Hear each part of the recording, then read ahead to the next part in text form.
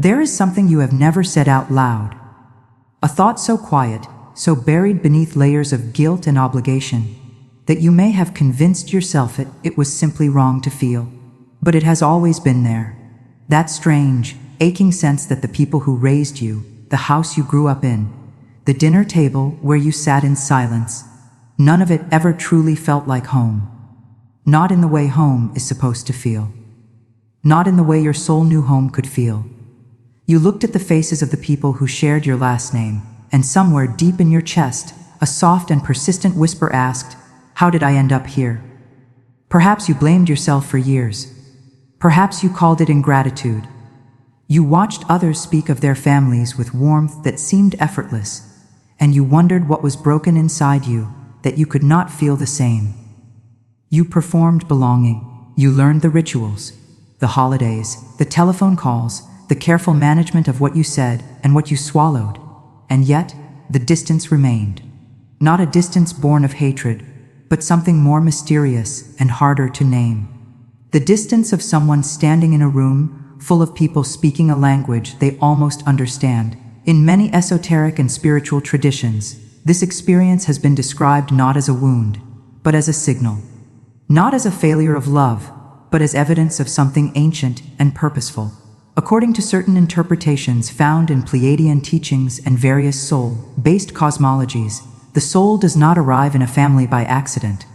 It arrives by contract, and some contracts, say these traditions, are not designed for comfort. They are designed for awakening. But the message was not coming from the stars alone. It was rising from something inside you that had been trying to speak for a very long time. Before this transmission continues, take one slow breath. Feel the weight of whatever you have been carrying about this. The guilt that surfaces when you admit you feel like a stranger in your own bloodline. The exhaustion of pretending the distance does not exist. You are not broken for feeling this. According to many spiritual belief systems, you are simply remembering something your conscious mind was designed to forget. In various spiritual and metaphysical traditions, the concept of soul family is understood as distinct from biological family. The idea, found across numerous esoteric schools of thought from ancient mystery schools to contemporary channeled teachings, is that the soul exists in relationship with other souls across many lifetimes and many dimensions of experience. These soul family connections are described as bonds of recognition, resonance, and shared spiritual purpose.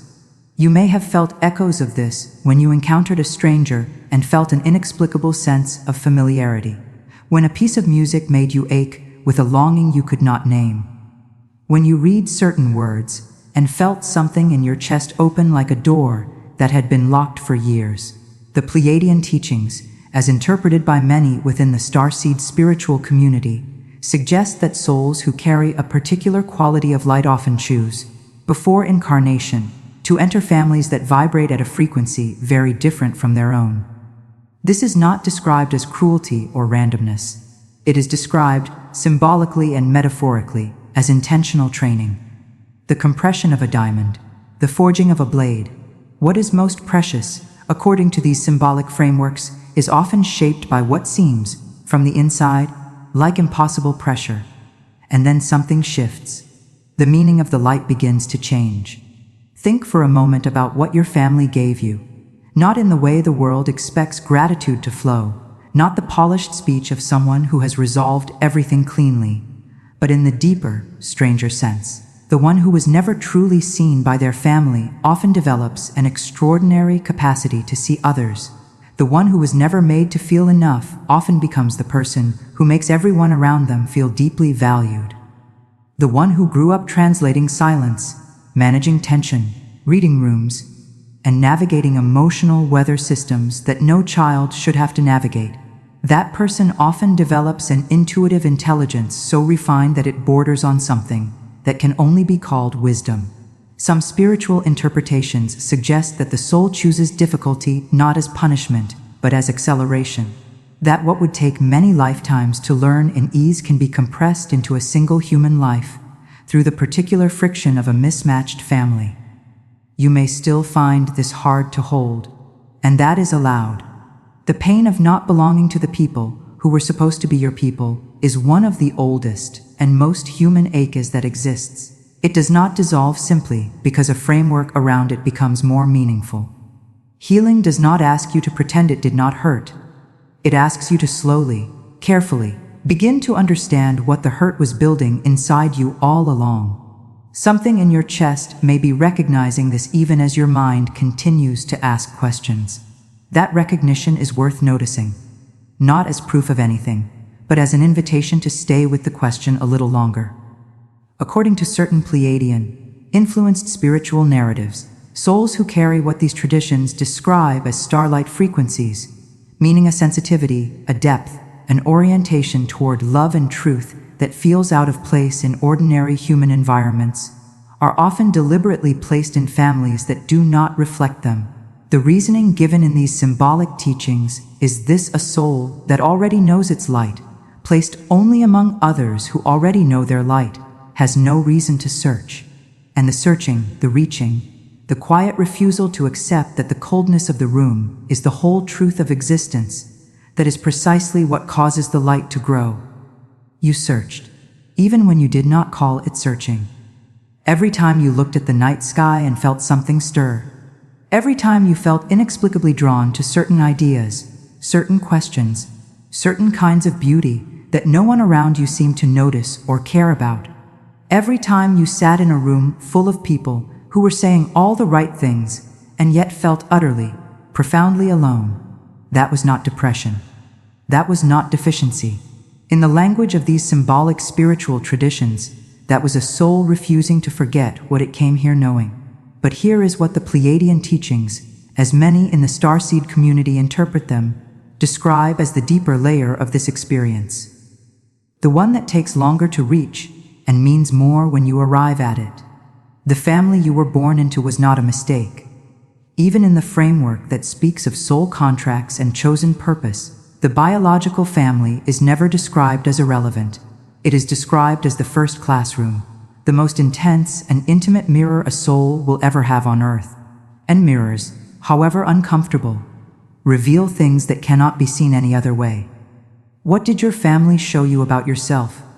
Not what they told you about yourself. What did they show you? Through the friction, through the absence, through the specific shape of the wound they carried that happened to press against the specific shape of the sensitivity you arrived with. In many interpretations of soul-based spiritual traditions, the people who challenge us most profoundly are not our enemies in any cosmic sense. They are described as the souls brave enough to take on the role of shaping us. The soul, according to these traditions, does not blame its family from the other side of the veil. It thanks them. It understands what they agreed to carry. It sees them as they truly are, beneath the damage and the fear, and the patterns that were handed down to them long before you arrived. This does not mean you are required to remain in proximity to people who harm you. Spiritual understanding and physical self-protection are not in conflict.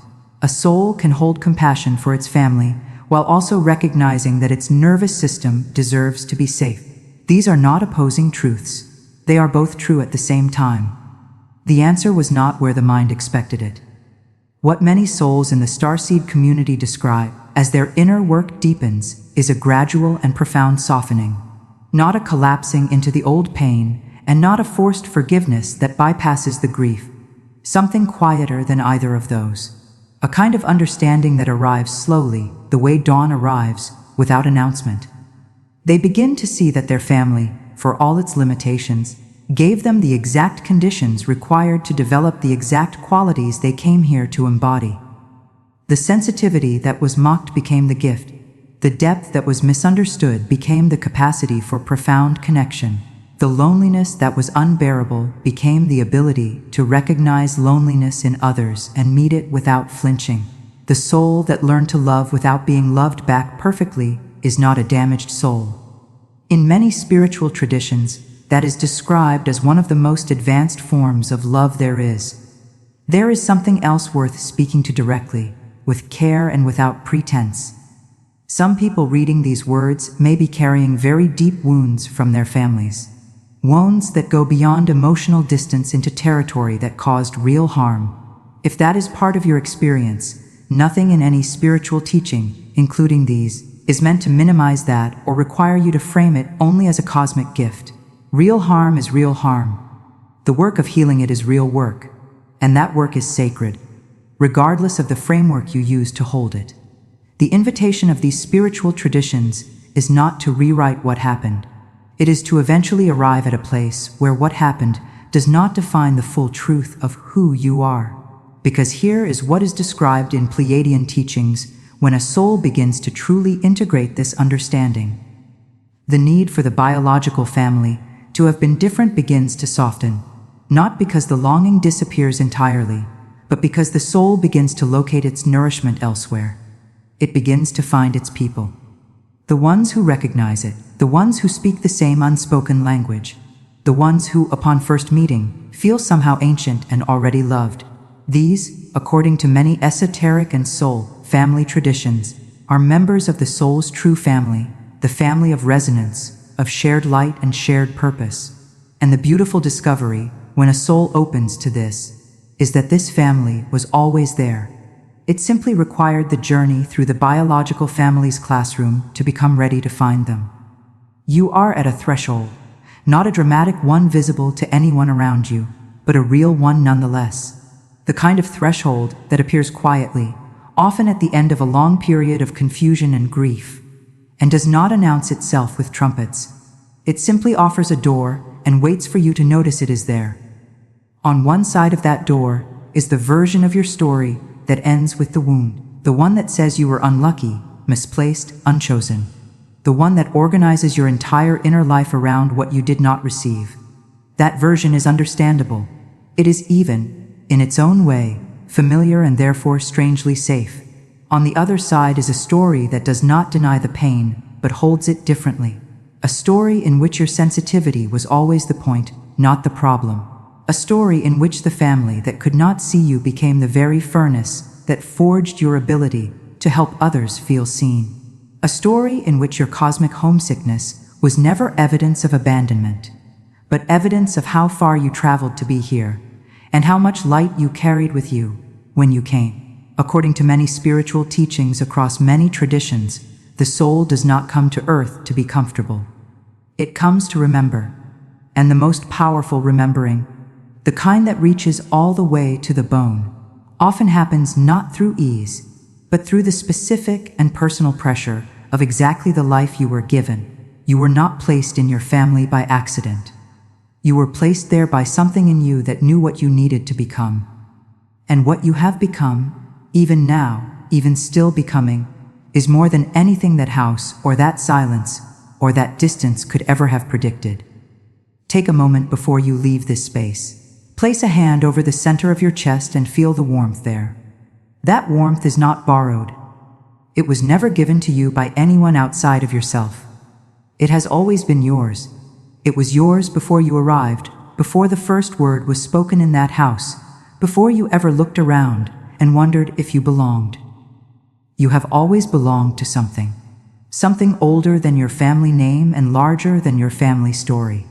In many spiritual traditions, the Pleiades star cluster has been understood symbolically as a source of light, of remembrance, of what these traditions describe as the soul's original home frequency. Whether understood as myth, as inner metaphor, or as genuine cosmic symbolism, the invitation carried in that image is always the same. You come from somewhere that knew how to love you before this world had the chance to forget, and somewhere in the quiet underneath everything, you have always known that. That knowing is your compass. It always has been. Let it be enough.